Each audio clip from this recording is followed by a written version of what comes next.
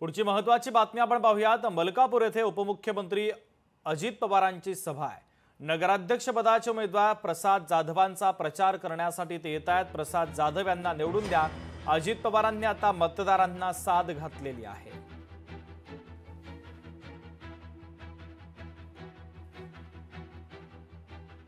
आम्ही एक मलकापूरची विकासाची चांगल्या प्रकारची ब्लूप्रिंट तयार केलेली आहे, ती आमच्याला प्रसादच्या माध्यमातून राबवायची आणि म्हणून तुम्हा सर्वांची साथ ही आम्हाला हवी आहे।